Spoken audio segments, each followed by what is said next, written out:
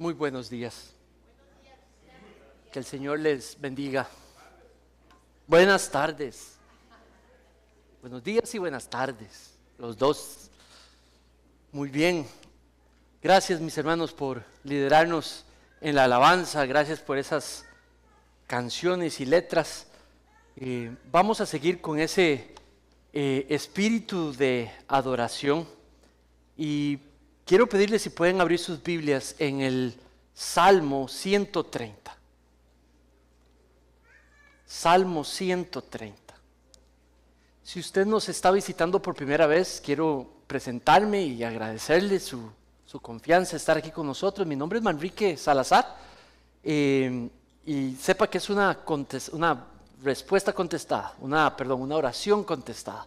El hecho que usted está aquí, o si por internet en casa se nos está uniendo por primera vez también, gracias por su confianza y qué bendición poder tenerles también entre nosotros, a la familia aquí y allá de Manuel.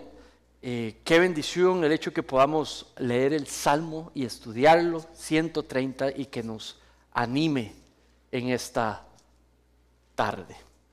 Salmo 130.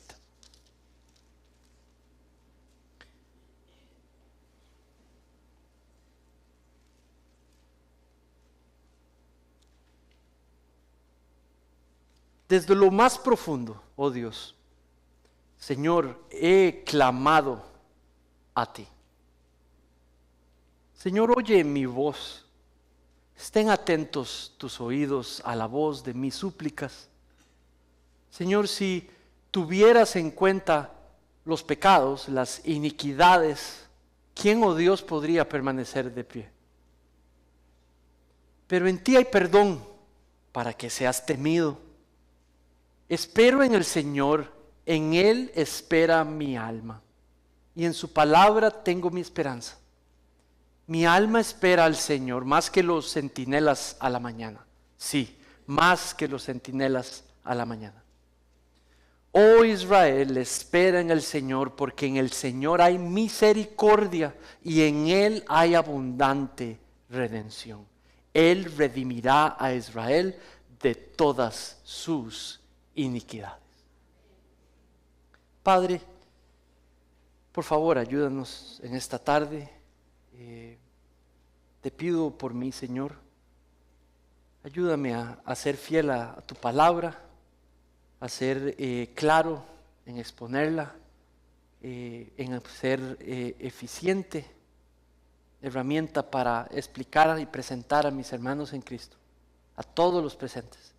Señor, tus verdades en el texto y tu intención detrás de ellas y el efecto que quieres generar en cada uno de nosotros.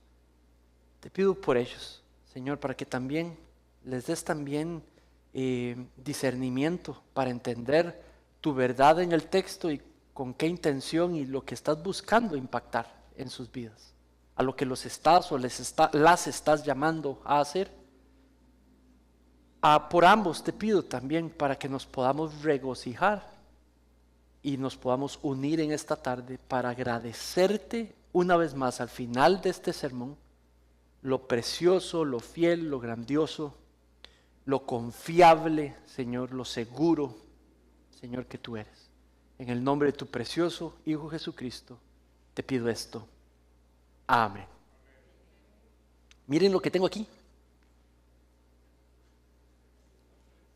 Este es un recuerdo que se hizo para nuestra hermana Eva, y lo acabo de ver, sabiendo que ella se goza hoy en la presencia del Señor. Las verdades que vamos a ver aquí, ella se nos adelantó y las está gozando allá. Segura dependencia. ¿Se acuerdan la historia de mi casi naufragio? ¿Sí? Ok, no los voy a agobiar de nuevo con toda la historia, pero les voy a traer un detallito más. Es importante, ténganme paciencia. ¿Se acuerdan cuando les dije que explotó el mástil y que se empezó a mover el barco, a inclinarse y literalmente se empezó a hundir? Estábamos en medio de un golfo, les recuerdo, el principal golfo de nuestro país, de Costa Rica. Es peligroso estar que le sucediera a uno eso en ese lugar. Hay un detalle que me acuerdo que no les conté, que cuando todo pasó y todo explotó y todo se puso malo y feo, me acuerdo volver a ver a don Daniel, el capitán, con el cual yo tenía una gran confianza, y me acuerdo que estaba más blanco que este papel, más pálido que este papel. El Señor, con toda la experiencia, don Daniel, les recuerdo, había sido criado en barcos camaroneros. Ese era el negocio de su papá. Creo que me contó que creo que fue como los 5 años que él, ¿cómo se dice? Manejó su primer velero chiquitito. 5 años. Es como, y solo. ¿Verdad? Entonces el Señor tenía toda la experiencia y está pálido, está asustado. Y me acuerdo que temblando su mano toma el radio, un radio especial que ellos tienen, yo no sé mucho de esto, pero un GPS y todo, él y empieza y dice las 3 letras que nunca pensé yo más me iban a asustar en mi vida. Y dice SOS, SOS. Solo en las películas lo había escuchado yo. Y yo sabía que en las películas no es muy bueno cuando dicen esas 3 letras juntas. Entonces, si este señor está asustado y está pidiendo ayuda, es como estamos en problemas. Ahora, lo que sí vi es que ya llegó un momento donde lo puso y él dijo, muy bien, manos a la obra. Y fue donde se le ocurrió esa gran idea y me embarcó a mí a meterme en la gran idea y nos tiramos al agua y casi nos ahogamos. Pero lo que sí sé es que él depositó su confianza en pedir auxilio, ¿verdad? Y después se encargó de hacer lo que él creyó que tenía que hacer. Les recuerdo, como unos tal vez 25 minutos, 20 minutos después vino este enorme yate inmediatamente y nos rescató y todo se arregló. ¿De qué depende de que nosotros podamos estar seguros en algo? O sea, ¿de qué depende de que mi dependencia de algo es segura? He estado predicándoles sobre Génesis, sobre que fuimos creados para ser dependientes, no independientes. Y en esta cultura, ser dependientes es algo, cultura humana me refiero, no de Illinois. En todo lado, ser independiente ahora es un valor. Es el revés, Dios quiere que seamos dependientes. Pero entonces, si estamos hablando de vivir una dependencia, ¿de qué tipo? Una que sea segura, ¿de qué depende? Y entonces, yo creo que depende de quién es el que garantiza esa dependencia, quién es el que provee, quién es el que está el receptor de la provisión, quién es el que da la provisión. Porque yo he escuchado muchas películas que dicen SOS y nadie rigó. Entonces, no era seguro que esas personas nos vendrían a ayudar. Pero ahora, con Dios, ¿cómo funciona? ¿Cómo funciona esto de si podemos depender de Él? Y es lo que implica, lo que importa es el que garantiza esa dependencia. El creador de todo. El creador de todo. El que lo controla todo con sus manos. El que está involucrado siempre en todo y en todos. Al que no se le escapa nada. De ese es del que depende nuestra dependencia. Hizo el medio posible para que pudiese, vimos hace una semana, que se determinó bendecir todas las familias de la tierra, para que los efectos del pecado, las consecuencias del pecado se echaran para atrás, para que pudiéramos vivir en una vida dependiente. Se determinó hacer eso y está determinado hoy seguir haciéndolo. Que de todas las familias de la tierra salgan personas, de todos los tipos de personas, salgan personas y se integren a su iglesia. Y ahora sí vivan juntas en comunidad para su gloria. Entonces, el creyente tiene una dependencia segura. Y está segura porque Dios, lo que Él dice, promete y su capacidad es infinita. Y en eso es que se deposita nuestra dependencia. Ahora, ¿de qué está hablando el salmista? Del pecado. El salmista está hablando de cuando uno peca. Ese es el tema del salmo. Cuando él pecó contra Dios. y Él escribe este salmo. Y hay 4 verdades que podemos sacar cada 2 versículos. Versículo 1 y 2 tiene uno. Versículos 3 y 4 tiene otra. Versículos 5 y 6 tiene otra. Y versículos 7 y 8 tiene la cuarta. Todas las 4 ideas están uniditas y tienen que ver con el pecado. Saben, si hay algo que quiero traer ahora, de que vamos a hablar seguir hablando de dependencia, es que dependemos de Dios para el perdón de nuestros pecados. Amén. No hay perdón fuera de Dios, no hay perdón fuera de Cristo, hay perdón en Cristo. Hay 2 grupos, los que han recibido el perdón de Cristo y los que todavía tienen que pagar por sus pecados. Esos son los 2 grupos. Eso es lo que dice la Biblia, no lo digo yo. Eso es lo que Dios prometió, no lo puedo prometer yo. Eso es lo que Dios va a hacer en el final de los tiempos. Llamará a cuentas a todos nosotros, pero en Cristo hay perdón. Fuera de Cristo no lo hay. Entonces, mira el primer versículo. El primer versículo dice: desde lo más profundo te he clamado. Pon atención a la palabra, desde lo más profundo. Ustedes han escuchado cuando uno dice, Él no va a cambiar hasta que no toque fondo. ¿Han escuchado esa frase? Ok. Otra. Pasaré por el valle de la muerte. ¿Se acuerdan el Salmo 23?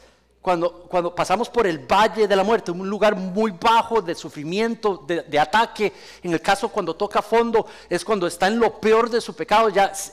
Cuando decimos eso, cuando uno toca fondo, también hablamos en términos de que uno se arrepiente, de que uno reconoce que está realmente mal. A eso se refiere con profundidades. ¿Por qué? Porque en el versículo 3 y 4 habla de su pecado. Entonces, cuando dices de las profundidades, Él está sumido en su pecado, lo reconoce, y desde ahí, desde que tocó fondo, Él se da cuenta que está en pecado, que no puede seguir igual. Él le grita al Señor, Él le llora al Señor. Y dice el versículo: he clamado a ti, Señor, oye mi voz. Estén atentos tus oídos al voz de mi súplica. Entonces, este es un hombre que sabe que ha pecado y le duele que ha pecado contra Dios. Entonces, desde el fondo de su estado en pecado, también él sabe algo. Él conoce a Dios. A él le han entrenado desde niño. El salmista lo han entrenado desde niño. Mira lo que lo han entrenado. De que si él viene al templo, es un israelita, si él viene al templo y presenta un animal inocente y viene con su corazón completamente arrepentido, y él trae este animal, y este animal es degollado y su sangre es derramada, su pecado le es perdonado. Con un corazón sincero, arrepentido, ofrece esto, el sacerdote le va a decir: perdonado tu pecado. Y él practica esto porque es la manera en la que le han entrenado en la dispensación, en el tiempo en el que él vive, bajo el pacto en el que él vive, le han entrenado que así va a recibir el perdón. Y él sabe que al día siguiente ya no tiene garantizado su perdón, porque va a volver a pecar y va a tener que volver a presentar otro sacrificio, pero igual lo va a hacer con todo el corazón, porque eso es la manera en la que se le ha enseñado, Dios ha revelado, Él les perdona los pecados. Entonces él vive en ese sistema y está agradecido. Y está en adoración y no tiene problema con presentar los sacrificios. Sabe que puede ir al templo y alabar a Dios con un corazón constrito. ¿Cuál es la verdad detrás de lo que esa práctica que él puede hacer? Bueno, él sabe que ante su pecado, a pesar de su pecado, movido por su arrepentimiento, él puede venir a clamar a Dios. En Cristo podemos hacer lo mismo. En Cristo nosotros, ante nuestro propio pecado, cuando el pecado es claro, cuando estamos sumidos en él, pero nos arrepentimos y vemos lo que hemos hecho, el corazón constrito ante el propio pecado de uno, reaccionamos y tenemos el derecho, tenemos el mandato, tenemos la alegría de poder venir y clamar a Dios en medio de esa situación. ¿Por qué? Porque tenemos una dependencia segura. Sabemos que podemos venir a Él y pedirle perdón por nuestros pecados.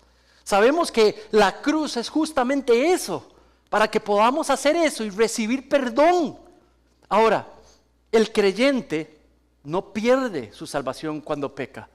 Se le afecta su comunión con Dios cuando peca. Entonces, cuando nosotros pecamos contra Dios, los creyentes, los cristianos, los que hemos abrazado la obra de justificación de Cristo en la cruz y la salvación y la vida nueva que por medio de esa fe recibimos, entonces nos quebramos ante el pecado. Ahora, yo sé lo que usted está pensando. Nos quebramos ante el pecado, pastor. Yo no siento como que yo me quiebro mucho ante mi propio pecado. Estoy de acuerdo contigo, yo tampoco. Nosotros pecamos más de lo que nosotros reconocemos. Y lo que reconocemos, le damos gravedad al pecado de una manera menor que la que realmente tiene. ¿Por qué? Porque parte de nuestra naturaleza es minimizar, digamos, el pecado. Por eso tenemos que estar orando constantemente. Dios, Padre, por favor, ayúdame a ver el pecado como tú lo ves, no como yo lo veo. Y permíteme odiar el pecado como tú lo odias, no como yo lo veo. Ahora, lo que sí es cierto es que el pecado de alguien más, ese sí nos es bien claro, ¿verdad? Ese sí lo tenemos muy claro, ¿verdad? No en esta iglesia, en otra iglesia que yo conocí, me acuerdo estar hablando del pecado y había un señor con su esposa sentado escuchándome así como a 4 cuadras y estoy hablando sobre el pecado y la confesión y el señor se queda y me hace así, ¿verdad? Y la vuelve a ver a ella, así como, escúchalo, ¿verdad? ¿Saben? No, el salmista está quebrado por su propio pecado. A él le interesa el propio pecado de él. En esta mañana, Dios lo que quiere es que esto es entre tú y Dios, es entre yo y Dios, ¿verdad? Podemos vivir una vida dependiente de Dios, sí. ¿Hay seguridad de perdón? Sí. Pero el requisito, la marca, el resultado debe ser que tú y yo fácilmente nos duele cuando pecamos. Que nos duela cuando pecamos. Y si no nos duele mucho cuando pecamos, tenemos un problema. Y necesitamos reconocerlo. Si no tenemos ese lloro como el salmista, que está en el fondo, si nos es más fácil ver a otras personas como pecadoras que a nosotros mismos, tenemos un problema de sensibilidad. Estamos ciegos ante realmente nuestro propio pecado. Pablo habla de que no hay ni uno solo. Quiere decir que ya aquí, todos los que estamos aquí, por nuestra naturaleza, de una u otra manera, nos comportamos y reaccionamos y pensamos. Si es lujuria, si es egoísmo, si es ira, si es juzgar a otros, si tantas cosas, idolatría propia, volvernos independientes y no considerar a Dios para establecer algo, si es bueno o malo. Vemos la humanidad completa tomando decisiones en independencia de Dios y algunos de nosotros cristianos les decimos así. Nuestro pecado aflora. Pero lastimosamente nuestro orgullo lo minimiza. Pero para el salmista, en Cristo tenemos libertad de ver el pecado tal y como Él es. Y poder ver el nuestro más grande que el de nuestras esposas. Esposas, ver su pecado más grande que el de tu esposo.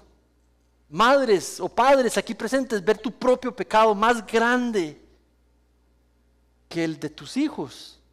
O hijos o hermanos que estamos aquí presentes, ver el pecado de nuestros hermanos o padres más grande que el nuestro propio. No, porque no es así. Dios quiere que nos quiebre, que nos duela el corazón cuando reconocemos que estamos en pecado, que hemos pecado. El salmista continúa y dice en el 3, Señor, si tú tuvieras en cuenta los pecados, las iniquidades, ¿quién, oh Señor, podría permanecer? Hace un caso supuesto, el supuesto en el cual Dios toma a una persona, le cuenta, cosa que Dios tiene conocimiento de todas las transgresiones de toda persona, pero las cuenta y decide no perdonárselas ninguna.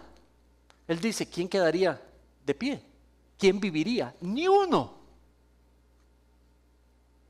Ahora agrega y dice, pero en ti hay perdón,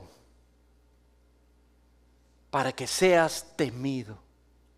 El creador de todo ha hecho posible el medio para que Él pueda perdonar el pecado de todos. Póngame atención a lo que estoy diciendo, de toda la humanidad. El medio es que el pecado de toda la humanidad, el sacrificio de Cristo es suficiente para perdonar el pecado de toda la humanidad. Pero para poder obtener el perdón que hizo posible el sacrificio de Cristo, hay que creer en Cristo y en lo que hizo en la cruz. Y se aplica el perdón para el que cree, pero al que no cree, ese perdón no se le aplica y sigue bajo el juicio de Dios. Entonces en Dios hay perdón, pero en Dios también hay justicia. ¿Saben? Hay una doctrina, y quiero que se la memoricen. Se llama la doctrina de la simplicidad.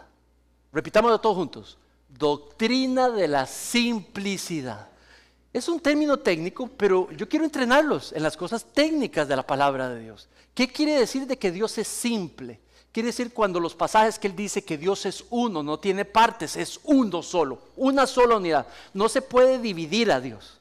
Las personas que dicen, ¿cómo Dios va a castigar los pecados de las personas? No es que Dios es amor, eso es separar a Dios. Justicia, atributo de justicia, atributo de amor.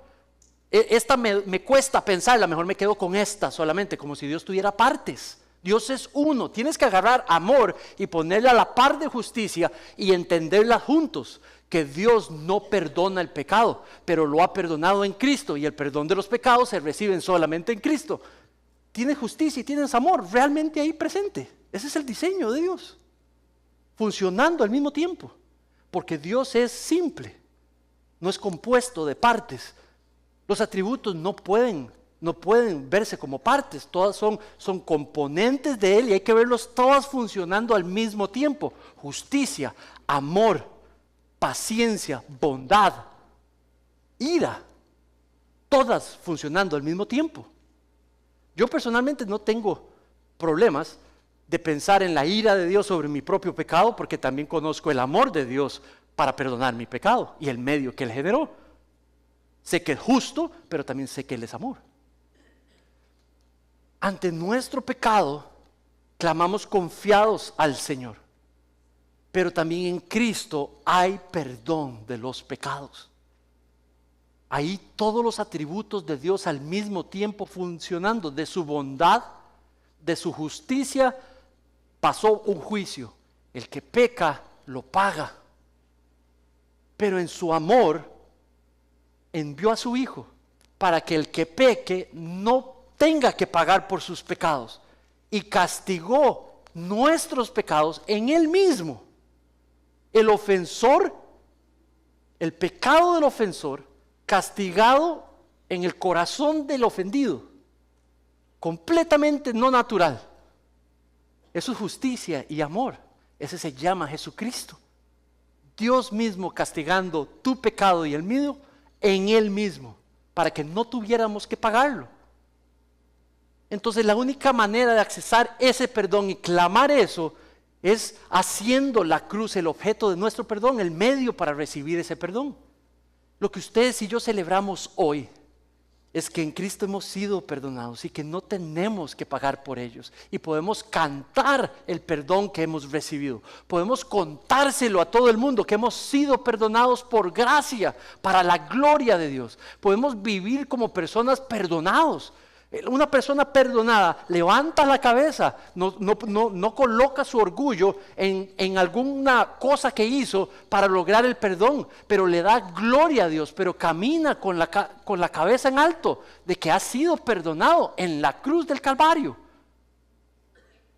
Y que quien garantiza ese perdón y lo mantiene sólido es el carácter de Dios. Amén. Lo que hacemos cuando hacemos la comunión, la cena del Señor, que viene en 2 semanas, lo que hacemos es celebrar, cantar sobre esa realidad. Venimos una vez al mes, va a ser en dos semanas, el primer domingo de cada mes, ahorita viene, nos va a dirigir el pastor Harold o el pastor Miguel, pero creo que es el pastor Harold, y nos va a dirigir. ¿Y cuál es la idea? Que venimos a cantarle al mundo entero que en Cristo tenemos perdón de los pecados y le damos gracias a Dios ese día de que nos ha perdonado por gracia. ¿Cómo se muestra que en realidad valoramos ese día? Nos preparamos las semanas antes y vamos pensando, ¿cómo te he desagrado, Señor? Como el salmista, ¿en qué te he desagrado, Señor? ¿Dónde está mi pecado? ¿Qué tengo que traer al Padre? Usen estas 2 semanas, mis hermanos, para ir meditando en el Señor y presentarle al Señor, para llegar ese día preparados para simplemente, la cena del Señor no es una, en realidad, si nos hemos preparado antes, no es para venir y yo, por mi culpa, qué malito que soy, ¿verdad? Ese día es una celebración, es una cena, por eso se llama la cena del Señor. Tomamos los elementos y cantamos y celebramos que hemos sido perdonados. Ahora, a todos los que estamos aquí, ¿tenemos relación con algún niño, algún joven en nuestras familias o lo tenemos aquí? Todos los que estamos aquí tenemos algunos niños, jóvenes que tenemos una relación con, o adultos jóvenes, que sean nuestros hijos, sobrinos. El mejor testimonio, el mejor regalo que usted le pueda dar a ellos es mostrándoles la disciplina de la confesión. Es una disciplina espiritual. Si sabemos que hemos sido perdonados en Cristo, si sabemos que para el salmista es súper importante el andar sensibles y quebrantados ante nuestro pecado, eso lo mostramos al ser rápidos en confesar, en practicar la disciplina espiritual que se llama la confesión. Practica esa disciplina en el día y en la noche. Deja que tus hijos la vean. Enséñales sobre qué es confesar. Que no necesitas a nadie para confesar. Puedes venir en Cristo, puedes venir donde Dios directamente. Clamar a Cristo y decirle, explicarle a tus hijos lo que es confesar, lo que es la confesión. ¿Por qué podemos confesar nuestros pecados? Y en segundos inmediatamente decir y confesar, he sido perdonado. Dios me perdonó. Y que ellos vean, ellos entiendan que papi, que mami, que tío, tía, quien sea, es un hombre y una mujer que practica la confesión de sus pecados a Dios. Otra manera de enseñarles, el pastor Miguel hace una semana, 2 semanas, la última vez que lo acabamos de tener enseñando, él habló sobre lo poderoso para los hijos, que los papás les pidan perdón. Que si ustedes pecan contra ellos, que de fijo lo hacen. Entonces, el que ellos vean un papá que viene rapidito, mi amor, perdóname. Ahora, para el salmista, ¿qué es una confesión verdadera? Mira el siguiente versículo, aprendamos de él, mira lo que dice en el 6. Perdón, en el 5. Espero en el Señor, en Él espera mi alma, en su palabra tengo mi esperanza. Mi alma espera al Señor más que los centinelas en la mañana. Sí, más que los centinelas en la mañana. Una confesión verdadera tiene que ver con poder decirle claramente a Dios lo que he hecho, sin excusas de lo que he hecho, colocando el motivo del perdón en Cristo solamente, y la recepción del perdón es seguro, la comunión es restablecida, esa es la promesa. Eso debe ser paralelo a cómo nosotros pedimos perdón y confesamos ante otros. Tenemos que poder decirle a la persona, sin excusa y sin justificación, que hemos pecado con claridad lo que hemos hecho contra esa persona. Necesitamos llamarlo como la Biblia lo llama. Si la Biblia lo llama pecado, has pecado contra esa persona, entonces le decimos, pequé contra ti. Igual con Dios, he pecado contra ti. Y con humildad y buen tono suplicamos el perdón. Si nuestros hijos vieran eso más, si nuestros parientes vieran eso más, van a entender mejor y más cuando lo hacemos con el Señor.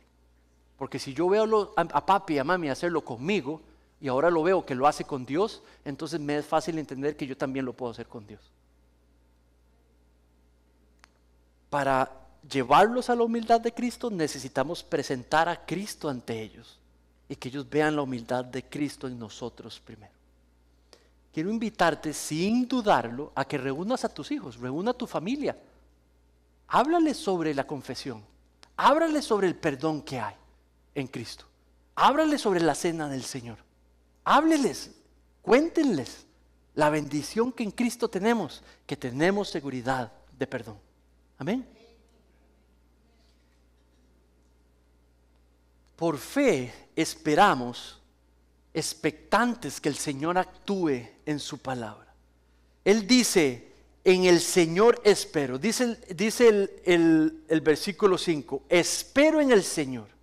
Espera mi alma, que todo mi ser espere al Señor. Dice, en su palabra tengo mi esperanza. ¿Qué es esperanza? Es la certeza de que algo va a suceder. Y dice que está en la palabra del Señor, que tiene certeza que va a suceder. ¿Qué es lo que él tiene certeza que va a suceder? Que una vez que él le confiese su perdón, Dios le va a perdonar su pecado. Esa es la certeza que él tiene. En el punto anterior dijimos, en Cristo tenemos certeza de perdón. El siguiente versículo dice, mi alma espera en el Señor más que los centinelas a la mañana. Un centinela era un tipo de soldado en esos tiempos. Era un vigía. El centinela se ponía en la noche despierto a cuidar que el enemigo no atacara. Su labor primaria es estar despierto. Estar despierto, ya sea en el fuerte, estar despierto, ya sea en la línea de batalla. Mientras todo el ejército duerme, el centinela está prestando atención a todo lo que sucede, para que si ve algo, inmediatamente reporta y salva las vidas de las personas. Dice, si leemos historias sobre esa posición o ese rol de los soldados en esos tiempos, normalmente lo que sucedía, nada sucedía. Entonces su labor primaria era esperar que la mañana viniera. Entonces el centinela está deseoso que la mañana venga, porque quiere decir que se terminó su periodo y nada sucedió, ¿verdad? Eso es lo que él más espera. Es una espera expectante. Él está expectante de que venga, está tratando de ver dónde salga el primer rayo. El salmista dice que él espera con la misma expectancia, con la misma expectativa. Con la misma expectativa en el Señor. Ahora, ¿expectativa en qué? En que sus pecados sean perdonados, porque en el tiempo de él tenía que presentar sacrificios. Sus pecados le eran perdonados, pero por un ratito. Pero él tenía la esperanza de la promesa de Dios de la llegada del Mesías, que un día perdonaría los pecados de toda la nación para siempre. Y así murió el salmista, viviendo su vida puesta su mirada en una promesa futura. Entonces él dice que su esperanza está en que Dios cumpla su palabra. Mis hermanos y mis hermanas, usted y yo vivimos en los tiempos en donde Dios ya cumplió. Y se llama Jesucristo. Así que usted puede depender de que Dios ya le perdonó. Y si usted peca hoy, usted le trae su pecado al Señor y usted sabe que Él en comunión le va a perdonar. Y Él quiere que le confesemos. Entonces, por fe, los creyentes esperamos que el Señor actúe conforme a su palabra. Ahora, la redención, y esto lo vamos a ver en la siguiente día y última. En Cristo celebramos una redención segura. Mira lo que dice los últimos 2 versículos y con esto cierro. Dice, oh Israel, ahora está hablando a la comunidad. Ahora está hablando al pueblo de Dios y les dice, oh Israel, espera en el Señor, porque en el Señor hay misericordia. Le dice, depende del Señor, espera en el Señor, por ese atributo de Él que es la misericordia. Ese es el amor fiel de Dios. Él está diciendo a Israel, pueden confiar en el amor fiel de Dios por su pueblo. versículo último, dice, en él hay abundante redención. Él redimirá a Israel de todas sus iniquidades. ¿Saben? Israel pecó contra Dios en lo individual y en lo grupal, y Dios la disciplinó. Y Dios hizo un pueblo nuevo. De ambos pueblos hizo los que eran parte de Israel y los que no eran parte de Israel, hizo un pueblo nuevo. De todas las familias de la tierra, por medio de la fe en el Evangelio, hace un pueblo nuevo, la iglesia. La iglesia ya es receptora del cumplimiento de esa redención. Y ha recibido la redención, la libertad del poder del pecado, el perdón de los pecados por medio de la obra de la cruz. Entonces ustedes y yo celebramos que el perdón es seguro, que el perdón yace sólido. Ustedes pueden depender de manera segura que Dios no va a echar para atrás su palabra, que en Cristo ha sido perdonada. Pastor, ¿de qué sirve eso? Que si por gracia te perdonó, tú puedes perdonar también. Que si por gracia te perdonó, tú puedes perdonar también. Que si por gracia te perdonó rapidito, también rapidito tú puedes perdonar también. De gracia recibida no merecida, gracia no merecida podemos dar a otros. Mira qué impactante es esta verdad, que hasta puedes saber que tu perdón para con otro no depende de la conducta de otro. ¿Cómo? ¿Qué acaba de decir, pastor? Ay, mi esposa puede decirme 4 cosas que yo y la tengo que perdonar. ¿Cómo funciona contigo y con Dios? ¿Cómo funciona contigo con Dios? ¿Dios te va a perdonar hasta que cambies de tu manera de actuar? No. Dios vuelve a ver la cruz. Quiere decir que nuestro perdón hacia nuestras esposas no depende de su conducta, depende de la cruz. Usted puede perdonar. Quiere decir que nuestro perdón para con nuestros esposos no dependen de sus esposos, no dependen de su conducta. Depende de tu cruz, de la cruz de Cristo. Entonces, de perdón no merecido que no te merecías, igual mismo de perdón puedes entregar, aunque no se lo merezca, y lo puedes perdonar. Eso no quiere decir de que permitimos que nos hagan lo que quieran, no, pero podemos empezar a perdonar. El creyente es un experto perdonador. Es experto en perdón, porque ha recibido un enorme, no merecido perdón. Si Manrique empieza a ver su propio pecado como pequeñito en comparación a otros, también va a ver el perdón que ha recibido pequeñito. Y tenemos que tener cuidado con eso, porque el perdón de Dios fue enorme, porque el pecado que usted cometió fue enorme. Y así es como tenemos que ver, se llama humildad. Necesitamos ser humildes y para eso necesitamos estar a la par de la cruz. Tener la cruz ahí bien clara, fue por mí. Y porque es por mí, puedo perdonar a otros también.